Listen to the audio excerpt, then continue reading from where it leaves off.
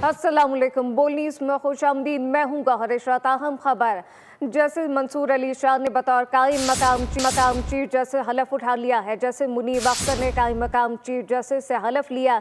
हलफ बर्दारी की तकरीब supreme court में हुई है। जैसे मंसूर अली शाह ने बतौर कायम मकाम चीफ जस्टिस हलफ उठा लिया। जैसे मुनीब अख्तर ने कायम मकाम चीफ जस्टिस से हलफ लिया है, जबकि हलफ बर्दारी की तकरीब सुप्रीम कोर्ट में की गई। सीनियर वकला और अदालती अमला भी हलफ बर्दारी तकरीब में शरीक हुआ। जैसे मंसूर अली शाह ने बतौर कायम मकाम चीफ जस्टिस हलफ उठा लिया है। जैसे मुनीब अख्तर ने कायम मकाम चीफ जस्टिस से हलफ लिया। हलफ बर्दारी की तकरीब जो है वो सुप्रीम कोर्ट में हुई, जबकि सीनियर वकला और अदालती अमला भी हलफ बर्दारी की तकरीब में मौजूद रहा। सीनियर वकला अदालती अमला भी हलफ बर्दारी की तकरीब में शरीक रहा। तफसीलात क्या है, जुल्करनैन इकबाल से जानते हैं। जी जुल्करनैन।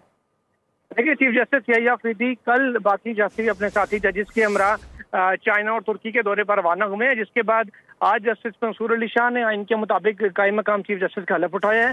जस्टिस मुनीब अख्तर ने उनसे हलफ लिया। सुप्रीम कोर्ट ऑफ पाकिस्तान में मुनक्किद होने वाली इस तकरीब के अंदर सीनियर वकला, अटॉर्नी जनरल और सूबाई जो लॉ अफसरान हैं उनकी बड़ी तादाद ने शिरकत की, जबकि सुप्रीम कोर्ट का अमला भी इस मौके पर मौजूद था।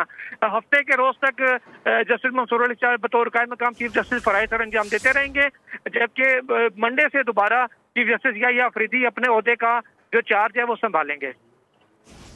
जुल्करनैन इकबाल, बहुत शुक्रिया। जस्टिस मंसूर अली शाह ने बतौर कायम मकाम चीफ जस्टिस हलफ उठा लिया है। सब्सक्राइब करें और बेल दबाएं ताकि कोई खबर रह न जाए।